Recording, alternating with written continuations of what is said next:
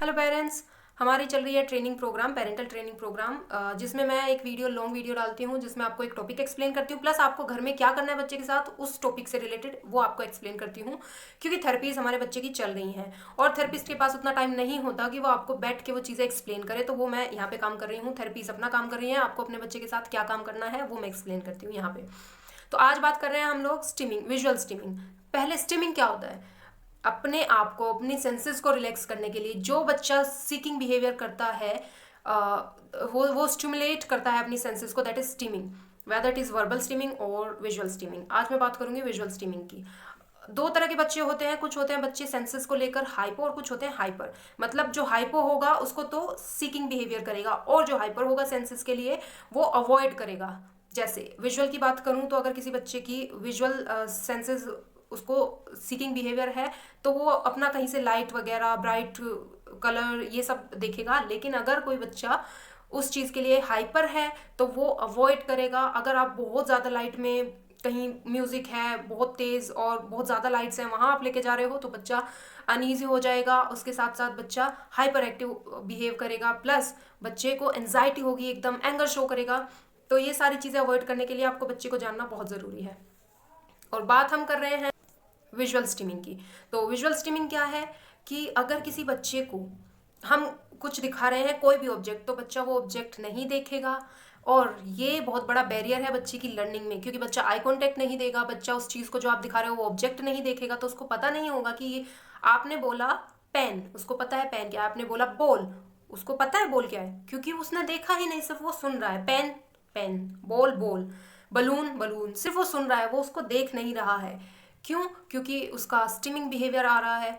तो ये सारी चीज़ें हमें, ये बैरियर तोड़ना है बच्चे का।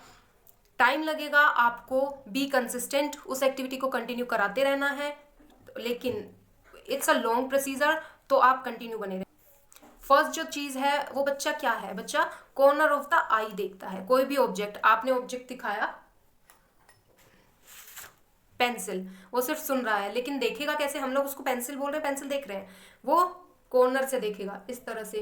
कई बार होता है अपनी गर्दन ऐसे घुमाते हैं और ये बिहेवियर करेंगे, इस तरह से देखेंगे। और अगर हम लोग ट्राई करते हैं, हम लोग अनकंफर्टेबल हो जाएंगे, लेकिन वो कंटिन्यू देखते रहते हैं उस चीज़ को, सिर्फ कॉर्नर ऑफ द आई। एक जगह नज़र टिक गई तो टिक गई। फैन देखना है तो सिर्फ फैन देखना है। अगर आप कुछ भी सिखा रहे हैं वो नहीं सुनेगा, आई कांटेक्ट नहीं देगा। यहाँ पे एक चीज़ होती है कि बच्चा कोई भी चीज़ बहुत पास ला के देखेगा। फॉर एग्जाम्पल, आपने कोई पेपर दिया, आप कोई पेंट एक्टिविटी करा रहे हैं, वो उसको इस तरह से देखेगा। कई बार अपने फिंगर्स को ऐसे देखेगा बच्चा, क्योंकि वो उसको अच्छा लग रहा है, कंफर्ट जोन है बच्चे का।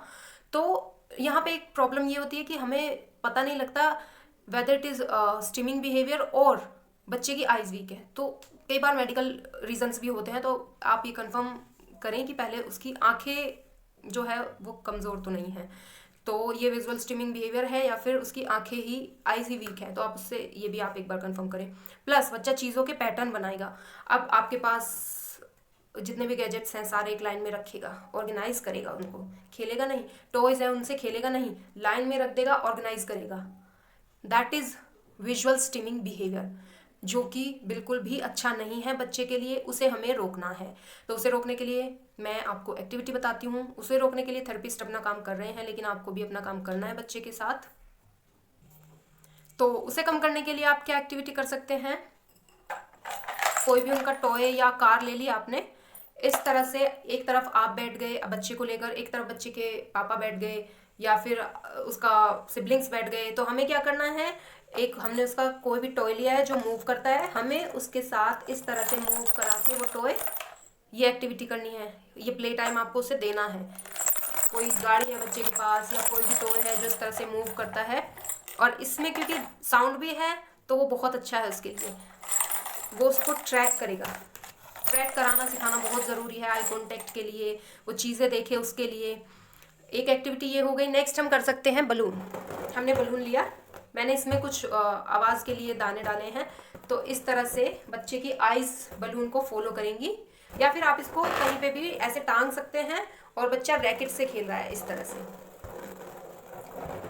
बच्चे के साथ बैट बॉल खेलना है, बहुत अच्छी एक्टिविटी है। प्लस रैकेट से मुझे याद आया, आपको उसके साथ बैडमिंटन खेलना है, वो शटल को उसकी आईज इस तरह से फॉलो करेंगी जब आप लोग खेलेंगे। तो जब भी कोई पार्क लेके जा रहे हैं आप, तो वहाँ पे बच्चे जो खेल रहे हैं, अगर रैकेट वगैरह खेल रहे हैं, वहाँ पे बच्चे को दिखाएं, इन्वॉल्व करें। और मैं यहाँ पे एक बहुत ज़रूरी पॉइंट आपको बताना चाहूँगी, जो बच्चे सेंसेस के लिए हाइपर होते हैं, जैसे बहुत ज़्यादा लाइट्स के लिए हाइपर होंगे, तो आपको घर में ऐसा अरेंजमेंट रखना है कि कोई लाइक पेंडुलम वगैरह नहीं होना चाहिए, या ब्राइट लाइट्स नहीं होनी चाहिए, बहुत ज़्यादा सूदिंग लाइट्स हो, उसको रिलैक्स करें। कर्टन्स भी ऐसे हो, ब्राइट कलर नहीं होना चाहिए। समझ गए आप मतलब किस तरह से, इस तरह से अरेंजमेंट आपको रखना है, नहीं तो बच्चा बहुत अनकंफर्टेबल होगा और लर्निंग उतनी नहीं हो पाएगी। तो हमारी बलून आ गई है, अब हमारी आ गई है thread and beads. Don't under estimate the power of beads, मजाक था।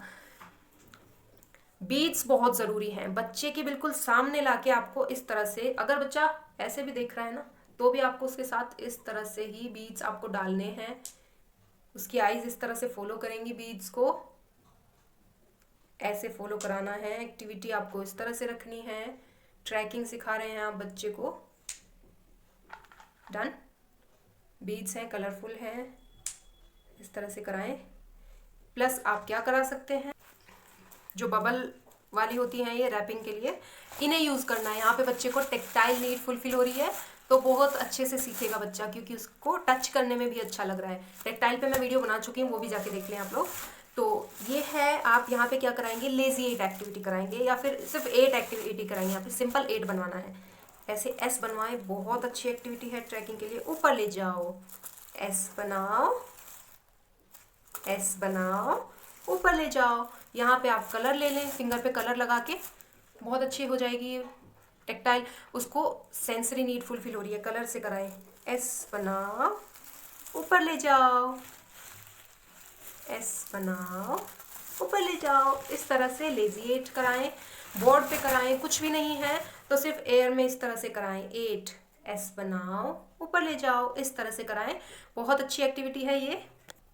नेक्स्ट है, आप बेसन ले लें, चावल ले लें, दाल ले लें, टेक्टाइल नीड उसकी हो फुलफिल, प्लस टच करेगा तो ही एक्टिविटी करेगा। यहाँ पे एस बनवाएं, एस बनाओ, ऊपर ले जाओ, या फिर लेजी 8 बनवाएं। सिंपल ट्रैक कराते रहें। और बहुत अच्छी एक्टिविटी रहेगी कि आप सैंड में नीचे बनवाएं, फर्श पे बनवाएं सैंड से। लेजी 8 आपने बना दिया, प्लस जो छोटी कार आती है ना बच्चों की, टॉय कार, उसको उस पर ट्रैक कराएं। ये बहुत अच्छी एक्टिविटी है, मूवमेंट कंटिन्यू रखेगा बच्चा। और जो भी चीज़ें आप करा रहे हैं, टाइम लगेगा, लेकिन बी कंसिस्टेंट, कंटिन्यू कराते रहना है आपको। अगर आप दिन में थोड़ा सा भी टाइम एक भी एक्टिविटी के लिए निकालते हैं, बहुत अच्छा है बच्चे के लिए। और कराएं, जितना भी प्रैक्टिस हो सकता है उतना कराएं। एक एक्टिविटी को टाइम दें, ऐसा नहीं है सारी एक्टिविटी एक साथ करा देनी है। जो भी आपको टाइम मिल रहा है जिस भी एक्टिविटी के लिए, वो कराएं। पार्क में ले जाएं बच्चे को, और मैंने वीडियो डाली हुई है टेक्टाइल नीड्स पे, वो भी आप चेक कर सकते हैं। मेरे चैनल को सब्सक्राइब कर लें, अगर वीडियोस अच्छी लग रही हैं लाइक भी करें, और पेरेंट्स के साथ शेयर करें, क्योंकि आज के टाइम पे अवेयरनेस होना बहुत ज़रूरी है। सबके साथ शेयर करें ये चीज़ें। Thank you so much.